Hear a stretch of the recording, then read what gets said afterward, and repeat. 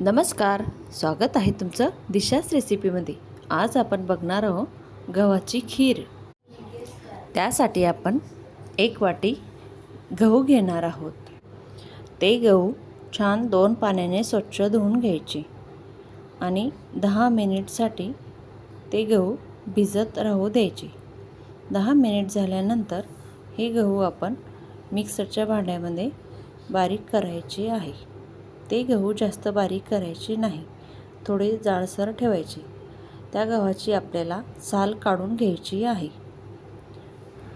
आता आपण हे 10 मिनिटसाठी असेच सुकू द्यायचे। आता हे गहू आपण एक कॉटनच्या रुमालामध्ये बांधून ठेवून द्यायचे आहे। हे गहू आपण 7 ते 8 तासासाठी बांधून ठेवायचे। ह्या गव्हाची खीर मला सकाळी करायची आहे, त्यासाठी मी हे रात्रभर बांधून ठेवणार आहे। तुम्हाला जर ही खीर लवकर करायची असेल तर तुम्ही ते 1 ते 1.5 तासासाठी सुद्धा बांधून ठेवले तरी चालतात। आता आपण हे गहू पाखडून घ्यायचे आहे। गव्हाला छान चोळून घ्यायचे, त्याच्याने आपली गव्हाची साल ही व्यवस्थित आणि लवकर निघते। छान 2-3 वेळेस हे असेच पाखडून घ्यायचे आणि हा कोंडा किंवा साल ही अशी काढून घ्यायची। आता यामध्ये आपण अर्धी वाटी तांदूळ घेणार आहे। तांदूळाने आपली खीर ही छान मऊ होते। हे गहू आणि तांदूळ छान 2-3 पाण्याने स्वच्छ धुवून घ्यायचे। धुतल्याने सुद्धा आपल्या गव्हातील कोंडा जो राहिलेला असतो तो निघून जातो। आता आपण हे 5 मिनिटासाठी भिजत ठेवायचे। नंतर आपण गॅसवर कुकरमध्ये पाणी टाकायचं, त्यामध्ये 1 पडी तूप टाकायचं किंवा तेलही टाकलं तरी चालते। नंतर चिमूटभर मीठ, चिरून घेतलेलं खोबरं टाकून द्यायचं।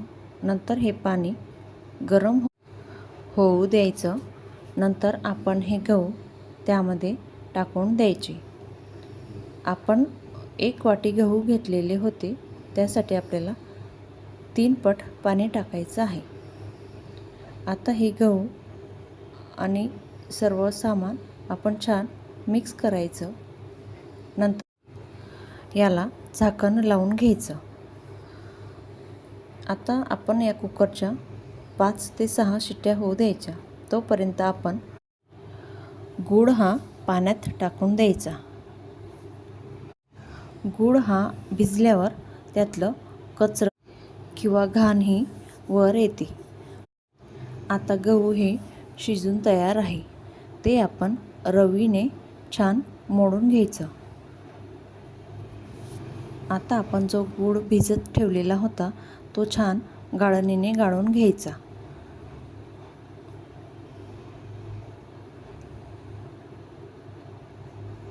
आता हे परत आपल्याला छान रवीने मिक्स करून घ्यायचं आणि मोडून घ्यायचं, त्याच्याने आपली खीर ही मऊसूत होते। आता हिला छान मिक्स करून घ्यायची। नंतर आपण यामध्ये 4-5 वेलची ही बारीक करून घ्यायची आणि ते आपल्याला खीरमध्ये टाकून द्यायची। परत आपल्याला खीर ही छान मिक्स करून घ्यायची। आता खीरला छान कड येऊ द्यायचा, तोपर्यंत आपली खीर ही शिजू द्यायची। आता आपली खीर तयार आहे, त्यावर थोडं साजूक तूप घ्यायचं आणि आपली खीर तयार। माझी गव्हाची खीर रेसिपी तुम्हाला आवडली असल्यास माझ्या चॅनलला लाईक करा, शेअर करा, सबस्क्राईब करा। धन्यवाद।